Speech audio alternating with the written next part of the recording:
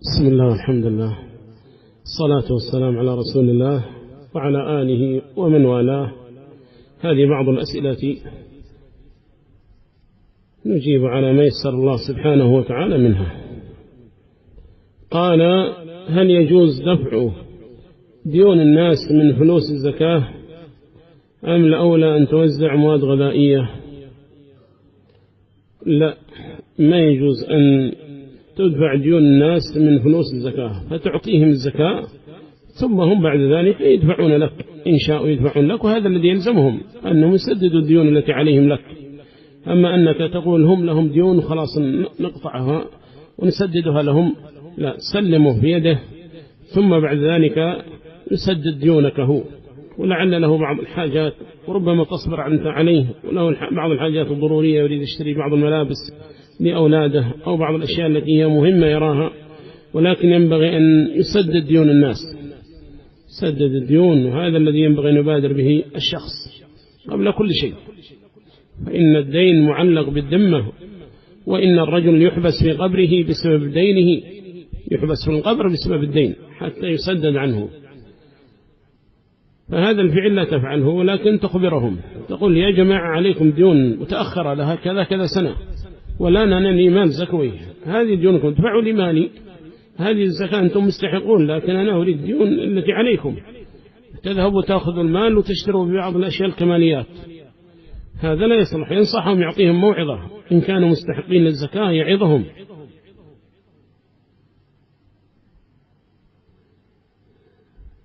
قال: أم الأولى أن توزع مواد غذائية؟ لا توزعها مواد غذائية، وزعها نقودا، زكاة مالك وزعها كما هي، وزعها نقودا لهم، وهم يحتاجون إلى مواد غذائية ويحتاجون إلى أشياء أخرى.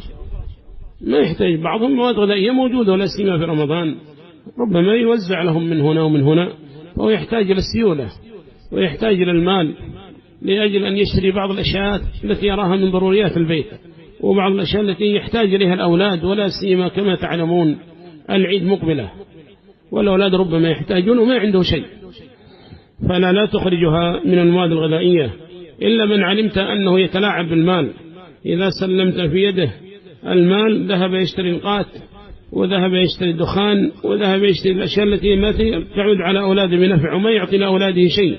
فمثل هذا لا تسلم المال، اشتري أنت بنفسك حوائج البيت، واسأل عن البيت وما يحتاج البيت إليه، ولا تسلم هذا الذي يعبث بالمال السفيه، هذا يعتبر سفيها عند أهل العلم. والله يقول: لا تؤتوا السفهاء أموالكم. والسفيه يشمل الصغير ويشمل أيضا كذلك الذي لا يحسن التصرف في المال. فمثل هذا لا تسلم المال في يده، وإنما تسأل عن حاجة أولاده وحاجة أهله وتشتريها لهم، تشتريها لهم لأجل هذه المصلحة. وإلا الأصل هو أن المال يسلم بيده ويتصرف فيه كيفما شاء، ولا سيما إذا كان رشيدا.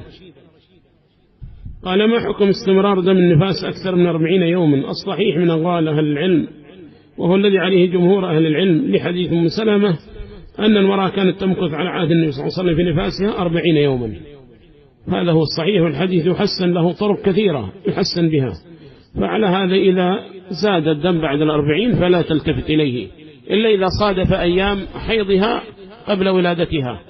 إذا صادف أيام حيضها قبل ولادتها هذا الدم الزائد فتمكث له 7 أيام على الحيض المعلوم عندها، 7 أو أكثر أو أقل، ثم بعد ذلك تصلي وتصوم وتعد نفسها مستحاضة، تعد نفسها مستحاضة لا حائضة. هذا هو الصحيح من أقوال أهل العلم فيما استمر من دم النفاس أكثر من 40 يوما، أنها لا تعتد به، وتصلي وتصوم وتعامل نفسها معاملة الاستحاضة، إلا إن وافق أيام الحيض المعلومة قبل ولادتها، لها عادة معلومة في الشهر، فإن وافق هذا الدم لا تمكث حتى تمضي هذه الفترة ثم تصلي وتصوم ولا تلتفت إلى هذا الدم. قال: ما حكم من يأتي إلى المسجد ويحجز مكانه في الصفوف الأولى ويخرج ويأتي وقت الصلاة؟ هذا لا يجوز له، وهذا الحجز نهى عنه أهل العلم وعدوه من البدع والمخالفات الشرعية. يرمي بثوبه ويذهب يشتري مقاضيه في السوق أو يرجع إلى بيته، هذا حجز لا يجوز، حرام. فالمسجد الناس شركاء فيه، والناس شركاء في أمكنته، فيأتي غيرك يريد الصف الأول فإذا به هنا عمامة وهنا عمامة وهناك عمامة، وهذا لا يجوز يا أخوان، هذا لا يصلح. فإن أردت الصف بقيت في مكانك، أما أنك ترمي بالعمامة وتذهب إلى السوق أو تذهب إلى البيت وتأخر تأخرا مفرطا، هذا لا يصلح ولا يجوز. ولكن إن جلس في المكان وخرج لحاجته يذهب الحمام أو دعي لأمر لا بد منه وهو ما كان يريد أن يخرج، فإن تأخر لا يسأل عن المكان بعد ذلك، وإن رجع من قريب فالمكان مكانه، إن رجع من قريب فالمكان مكانه وهو أحق به، كما قال النبي عليه الصلاة والسلام: فمن رجع إليه فهو أحق به. فعلى هذا هو. فإن كان يتأخر تأخرا مفرطا وما جلس في المكان، رمى بالعمامة تبعد العمامة ويجلس في مكانه وليس له مكان يطالب به، وهذا حجز بدعة. وإن جلس في المكان ثم دعي لأمر لا بد منه أو خرج لحمام وعاد من قريب فيما دعي إليه فهو أحق بالمكان، كما قال عليه الصلاة والسلام، ولا ينازع فيه. وينبغي من جلس يقول: يا أخي هذا مكاني، تفضل قم، فيقوم بطيبة نفس تطبيقا لحديث رسول الله صلى الله عليه وسلم، ولا يكون في نفسي شيء أنه يقول: هذا يا أخي مكاني وأنا كنت فيه خرجت للحاجة الفلانية كيت وكيت، أقوم وابتعد واعتقد أن هذه عبادة أطبقها، أني أطيع رسول الله صلى الله عليه وسلم في هذا الشيء، أن رسول الله أمرنا بالقيام وأمرنا بالابتعاد عن المكان الذي هو لغيرنا، وأن لا نجلس فيه ونبسط عليه. فما يعني فكيف يقوم بالذين يبسطون على الأراضي هؤلاء؟ هذا مكان يجلس فيه ما هو حقه ولا يأخذه، هذا سيبسط عليه ويأخذ الأرض كلها. هؤلاء يا أخوان خوفهم ضعيف من الله. فمن رجع إلى مكان فهو أحق به، إلى مكان فهو أحق به.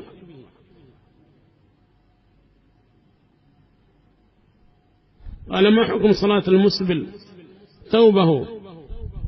هذه جهة منفكة عن جهة الصلاة، فصلاته صحيحة مع الإثم، صلاته صحيحة مع الإثم على الإسبال داخل الصلاة وخارج الصلاة، فإن الإسبال كبيرة من الكبائر، كما قال النبي صلى الله عليه وسلم: 3 لا ينظر الله إليهم يوم القيامة ولا يكلمهم: المسبل إزارة، ومنهم المسبل إزارة، ومنهم كذلك المنفق سلعته بالحلف الكاذب.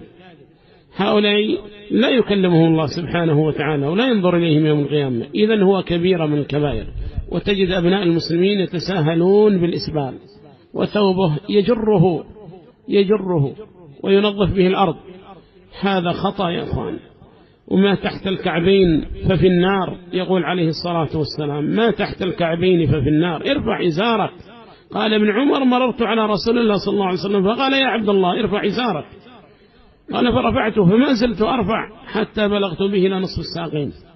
وعمر عند الاحتضار رأى شابا مسبل إزاره فدعاه فقال: ارفع ثوبك فإنه أطهر له وأنقى لثوبك وأزكى لك عند ربك سبحانه وتعالى، أطهر لثوبك وأتقى لربك، هكذا قال له: ارفع ثوبك فإنه أطهر له وأتقى لربك.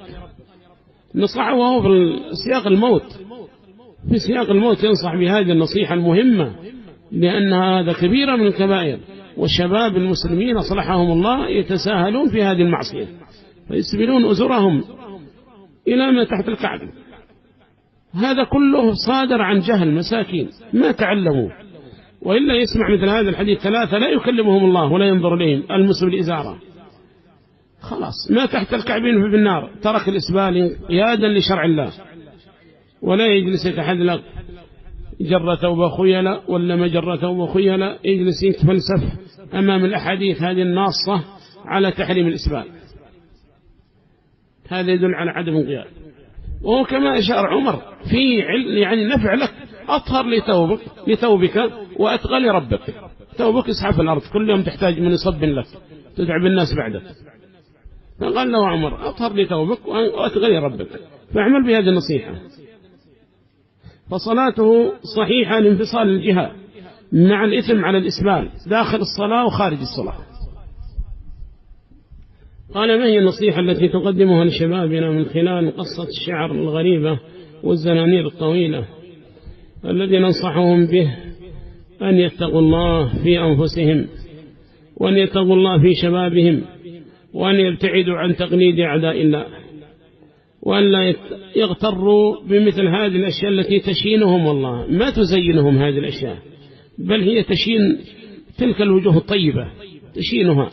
فالمعصية ما فيها تزيين، بل فيها شيء للعبد، سواء كان المعصية التي في شعره يفعلها في لحيته أو في شعر رأسه أو في غير ذلك، فإن العاقل من الناس لما يراهم يضحك عليهم مساكن ويرجي لهم من جانب آخر، لما يراهم يقول إيش من حال هذه مزرية، شعر كما ترون مثل الديك، حلاقة الديك ما يسمون بحلاقة الديك، هذه والله ما كنا نعرفها أبدا.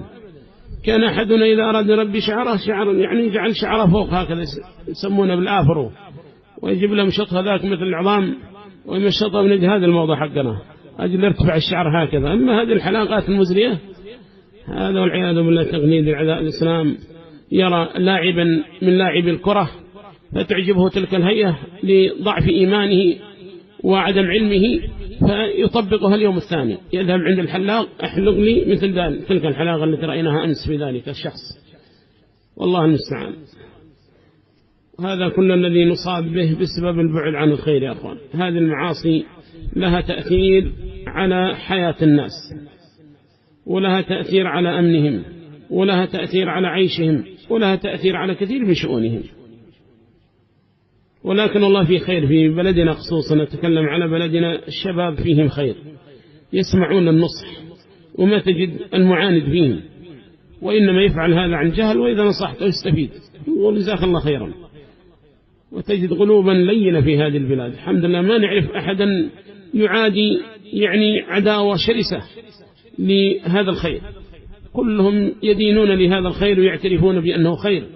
ولكن الشيطان هذا خبيث بعدنا جميعا، ولكن من سلمه الله هو المسلم، ومن جاهد نفسه في الله والذين جاهدوا فينا لنهدينهم سبلنا.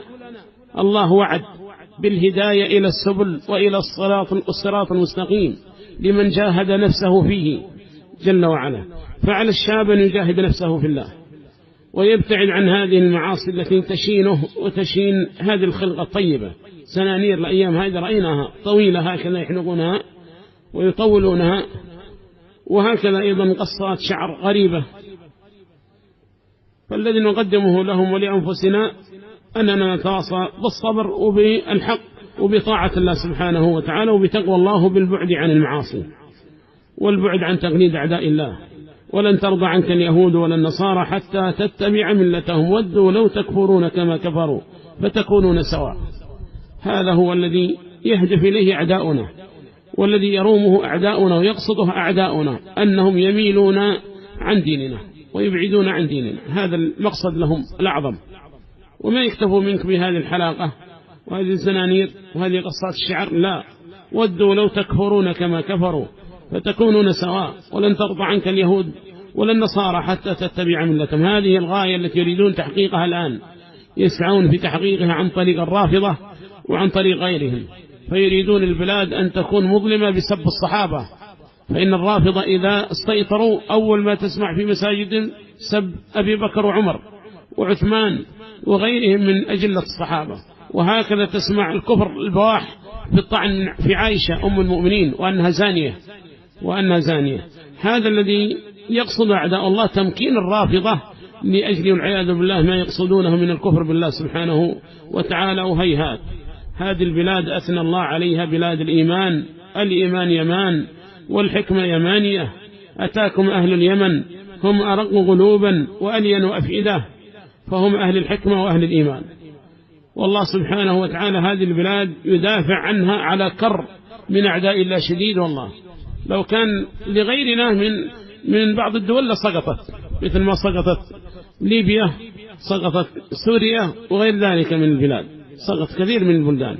لو كان الكر على غيرنا هذا لانتهينا، ولكن الله نجد أنه يدافع عن البلاد اليمنية، لأنهم يريدون يتوصلون إلى غيركم بكم، يريدون يتوصلون إلى المملكة عن طريق اليمن. فإذا سقطت اليمن معنى المملكة ستسقط. بعد حين يأتون لهم بالروافض بجانبهم ويؤذونهم، تكون لهم دولة وشوكة قوية، وإيران بمطاراتها مطارات اليمنيين هذه تحل فيها وتأتي بما تأتي به من الأسلحة وتضعف الدولة السعودية.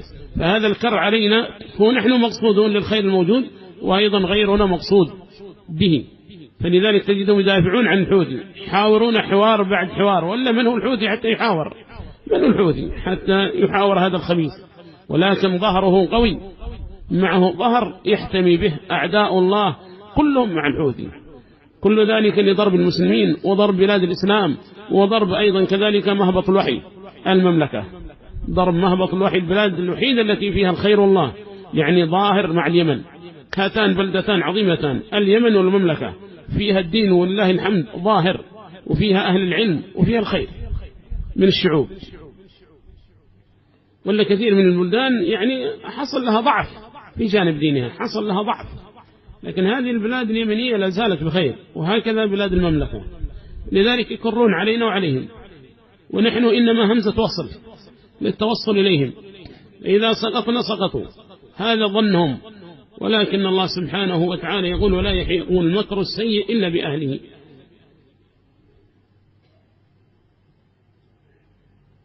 قال: هل يجوز قراءة القرآن بتحريك العينين دون تحريك الشفاه؟ لا، هذا لا يستفيد منه. إن الله تجاوز عن أمتي ما حدثت به أنفسها ما لم تعمل أو تتكلم، فهذا لم يتكلم وإنما حرك شفتيه، وهذا لا يجر عليه الشخص، بل هذا ربما من البدع. وقصي حرك عينيه، حرك عينيه فقط، هذا ربما يكون من البدع تحريك العينين.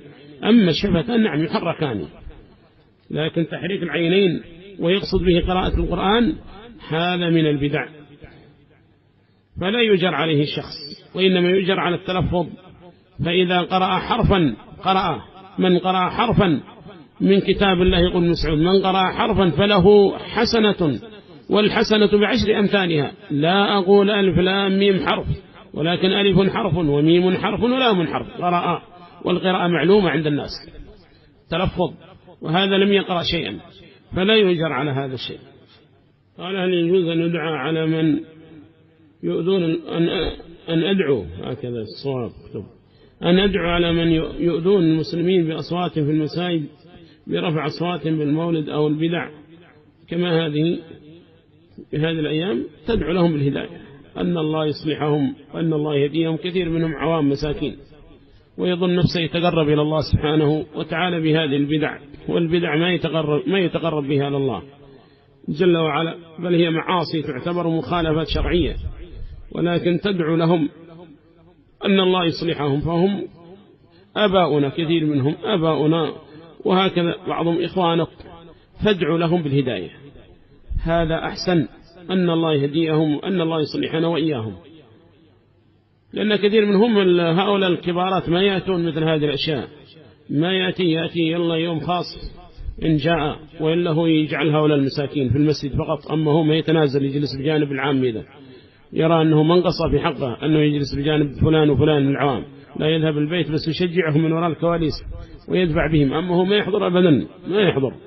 كبارهم أصحاب العمايم هؤلاء ما تجد يحضر له في مناسبات خاصة، لكن يجعل أنا المساكين هؤلاء يجعلهم هم يرفعوا صوتهم ويشجعهم ويعطيهم قليل هكذا، خرج له في كيس حق رمضان، ومسكين واظب على البدعة هذه، واظب مساكين الله غشوهم، الله خدعوهم بهذه البدع.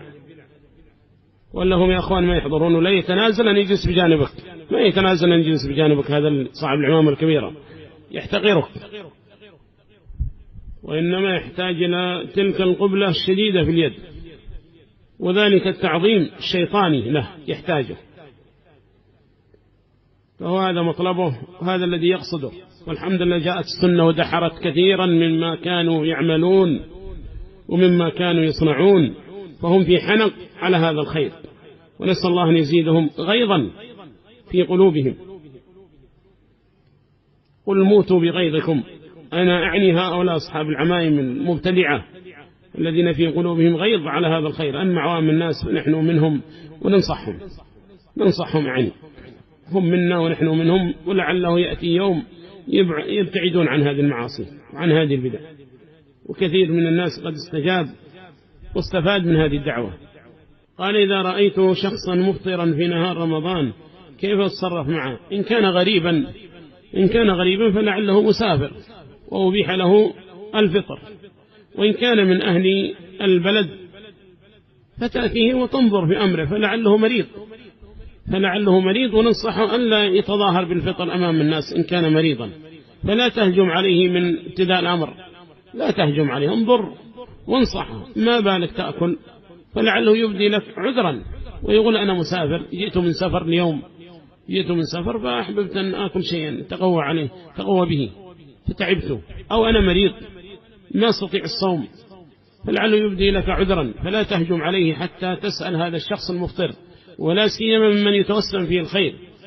أما من كان عاصيا هذا هجيرهم، معروفون بالعصيان والدبور، هذا شيء آخر. فلا تهجم على الناس إلا بعد أن تسأل، تثبت من هذا الأمر، تثبت من هذا الأمر. قال هل يسمع القرآن بالنسبة لعامل طبيعة عمله فيه ضجيج؟ لا يفتح المسجل أو الجوال وضجيج ولا ينتبه ما يقول القارئ. فالله سبحانه وتعالى يقول وإذا قرئ القرآن فاستمعوا له وأنصتوا لعلكم ترحمون. وهكذا ما سمعت في الآيات التي ذكرناها عن الجن، فلما حضروه قالوا أنصتوا استمعوا لكلام الله سبحانه وتعالى.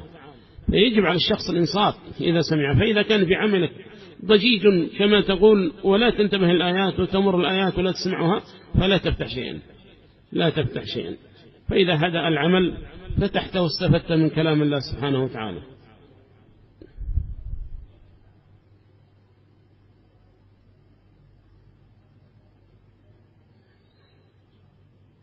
قال هل يجوز الحج بسلف قرض من أحد؟ فإن كنت على موعد بسداده يكون عندك عمل الحمد لله يرد لك الديون هذه، ولكن تأخر الراتب واحتجت أن تأخذ شيئا إلى أن يأتي الشهر وتسدد لهذا الشخص الذي اقترضت منه، لا بأس إن شاء الله. وإن كنت تخاف عدم السداد فالله ما فرض عليك الحج إلا عند الاستطاعة، ولله على الناس حج البيت من استطاع إليه سبيلا، وأنت ليس لك مال تحج به، فلا يلزمك الحج ولا يجب عليك في هذه الحالة، ولا تكلف نفسك ديونا من أجل الذهاب إلى تلك البقاع، ولم يكلفك الله سبحانه وتعالى الذهاب إليها عند عدم الاستطاعة. قال هل تبليغ السلام إلى الآخرين يعد من الأمانة؟ نعم من الأمانة. فإذا قال لك الشخص سلم على فلان سلم عليه وأدي الأمانة، فحملك رسالة يجب وينبغي تبليغها، سلم على فلان سلم عليه، ولا تهمل هذا إلا نسيانا، فهذا أمر آخر. أما أنك تترك وقد أخبرك والله المستعان، وكلنا يحصل لنا هذا الشيء لكن نسيانا. يتهاتف معنا بعض الناس سلم على الطلاب سلم على الإخوة وأنا أنسى والله المستعان. وإلا هذه أمانة ورسالة حملتها فبلغها. قال وقيمة مسابقة للنساء والمحكمين من الرجال، نرجو توجيه نصيحة لهؤلاء الله المستعان. فهذا لا يصلح الله أنه يجتمع رجال ونساء في مكان واحد ويحصل مسابقة بين النساء والرجال هم الحكام، وفي نفس القاعة وفي نفس المكان، ويسمعون أصوات النساء وهي تحاول أنها تطبق أحكام التجويد بتلك المدود وغير ذلك، فيحصل خفض بالصوت أو يحصل خضع في الصوت، يحصل خضع بالصوت فتحصل فتنة تترتب على الخضع. قال الله سبحانه وتعالى ولا تخضعن بالقول فيطمع الذي في قلبه مرض وقلنا قولا معروفا. فإنها مع قراءتها للقرآن تحتاج إلى أن تطبق بعض أحكام التجويد، أليس كذلك؟ مدود إلى آخر ذلك، فيفتتن هذا المسكين الذي هو حكم بين النساء ويسمع أصوات النساء وجالس بين النساء.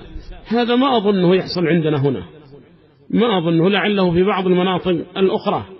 أما عندنا فالحمد لله الناس عندهم غير على بناتهم، ما عنده استعداد يقول للبنت اذهبي اقرأي على القارئ الفلاني خليه يحكم بينك ويسمع صوتك الجميل هذا وتكوني فتنة وعرضة للفتنة. هذا ما أظن عندنا في بلدنا يحصل، لكن ربما يحصل في غير هذا المكان. أما في الحامي فالحامي لله الحمد ما هم حول هذا، ولا عندهم استعداد يذهبوا بناتهم. وهذا إذا كان عندنا ينبغي التحذير منهم. إن كان موجود عندنا من بعض الناس هذا تجد يصدر من أصحاب الإصلاح، هذا تجد يصدر منهم، لأنهم ناس ما يبالون بدينهم. أصحاب الإصلاح هؤلاء أصحاب شر، قلبوا علينا الأمور في بلدنا وأتوا لنا بالفتنة، والآن مندسين ما تدري وين هم. قاموا الثورة تلك ثورة وذهبوا من تعز على الأرجل إلى صنعاء وإلى إب، هم نساءهم، وأتوا لنا بالبلاء. وما خرجت تعز الآن من فتنة، ما خرجت، لأنها قامت الثورة، وهم الذين على أرجلهم ذهبوا من تعز إلى إب وإلى صنعاء، هم الرجال يبيتون ويقيلون مع بعض، يسمرون مع بعض، والله المستعان. والله أنهم أقاموا شرا أصحاب الإصلاح على المسلمين. فهذا يصدر منهم أنه يستمع لامرأة وهي تقرأ وهو يستمع، يتلذذ بذلك الصوت الطيب. هذا مريض القلب، مريض القلب. والله إنك ترى امرأة في الشارع وأنت تخاف على نفسك منها، كيف تسمع لهذا؟ كيف لو سمع له في الشارع وأنت تخاف على نفسك من المرأة؟ النبي صلى الله عليه وسلم يقول: ما تركت فتنة أضر على الرجال من النساء، ما تركت فتنة أضر على الرجال من النساء. فهي فتنة من أعظم الفتن على الناس النساء، وكل واحد يعرف هذا منا، كل واحد منا يعرف هذا، نحن ما نحن معصومين، كل واحد يعرف هذه الفتنة. لكن السلام البعد عن هذه الفتنة، فتنة النساء، وهذا يدنو إليها ويقرب منها ويقول لها: سمعي، جزاك الله خيرا، سمعي، ارفعي صوتك، مدي هنا، اخفضي هنا، أعوذ بالله من شرك. صحيح أنه مفتون، هذا مفتون. سعيد بن المسيب وهو إمام قال: والله إني لأجد نفسي أمينا على كذا كذا من المال، ولا أجد نفسي أمينا على جارية سوداء، على جارية سوداء لا أجد نفسي أمينا على جارية سوداء يطرحوها عندك في البيت، يقولوا لك: انتبه الحرمة دي، انتبه المرأة هذه. وكيف تعمل على نفسك؟ أنت ضعيف، أنت مسكين، والله المستعان. فهذا إن كان موجود ينصحون ويحذر من صنيعهم، هذا يحذر من صداقة من جهة الدعاة إلى الله أو من عوام الناس، من علموه يعبث بالبناء، يعني قصدي يصلح مثل هذه الأشياء، ويسمع قراءة النساء، يسمع قراءة النساء ويعدل لهن الأحكام في التجويد، ولا حجاب ولا شيء، حتى بحجاب قراءة التجويد هذا لا تصلح أنها تقرأ وتسمع صوتها، هذا لا يصلح. لو كان ضربت الحجاب بينك وبينها تقرأ وأنت تسمع صوتها، هذا لا يليق والله ولا يصلح. فإن المرأة فتنة، ومن أهل العلم من يقول صوتها فتنة، وفعلا صوتها فتنة لا شك في هذا.